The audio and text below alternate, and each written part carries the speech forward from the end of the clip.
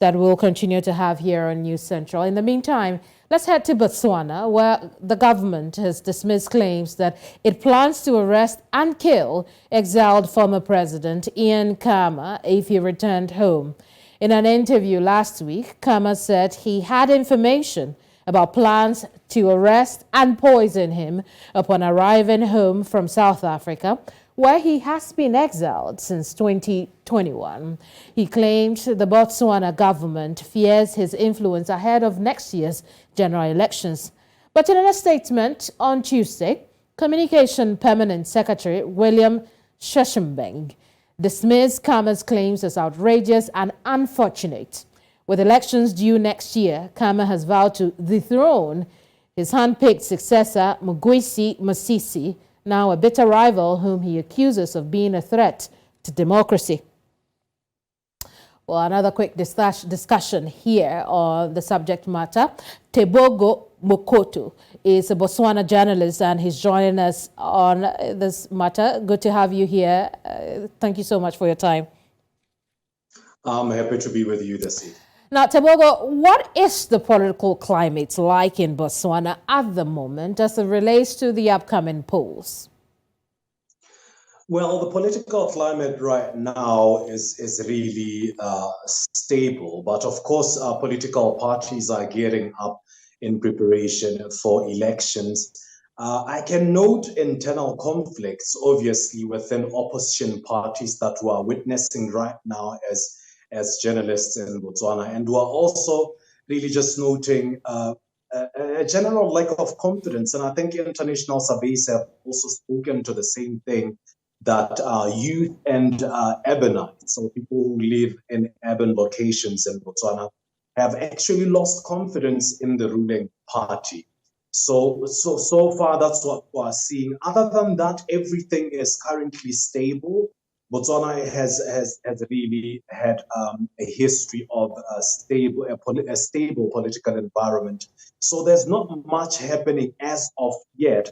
Of course, there will be internal tussles between politicians, but so far, everything is stable. And I think all plans are going full steam ahead. I see. I want to talk about the recent comments by the former president, Ian Khama, and the response from the government. I wonder how the people of Botswana, are processing this issue coming up, and particularly at this time. Yes. Well, the way it is now in terms of local responses, it's mainly been divided views. It's been divided views, but obviously looking at it, it's been that information that's coming out. Some really do say, okay, there is something here. The current president seems to be at odds with the former president for some reason, because, like you understand, between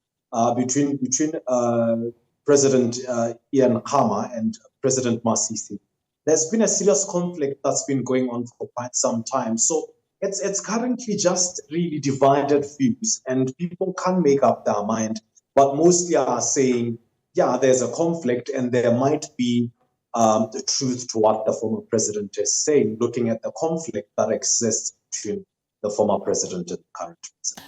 I also want us to look at the opposition party in Botswana who are not pleased or comfortable with the government of Masisi. What are the issues that the opposition worries about the most? Well, the opposition has consistently spoken to corruption. That's really prolific in the country.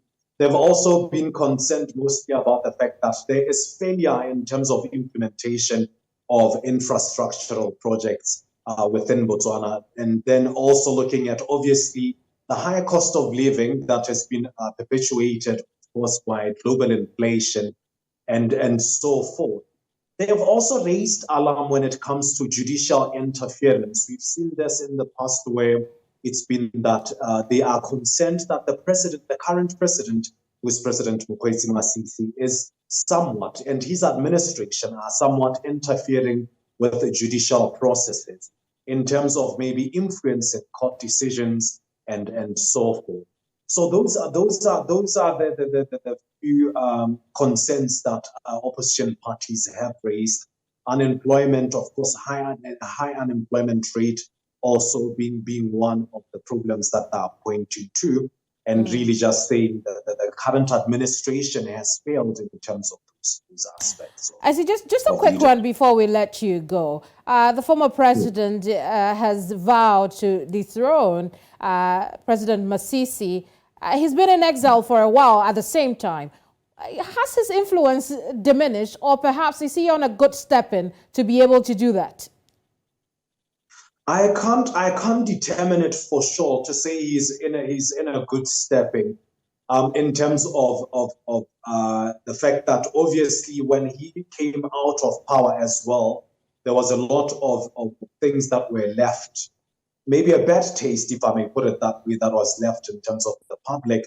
But I've spoken to former President Khama as well before, and he expressed the same intentions of really returning to the country and really mounting a campaign to make a comeback or to retake the presidency.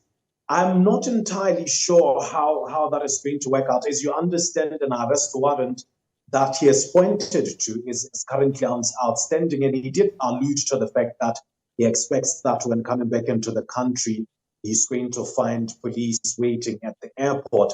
In terms of really displacing Masisi, he did mention that, of course, COVID-19 has taught us one thing. He mentioned that he's still carrying on with meetings, and he's actually mounting a concerted effort towards really taking the presidency back.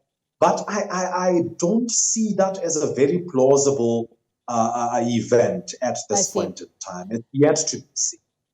Tebogo, how about we put a pin in this one? We'll pick it up again some other time. Thank you so much for your insight.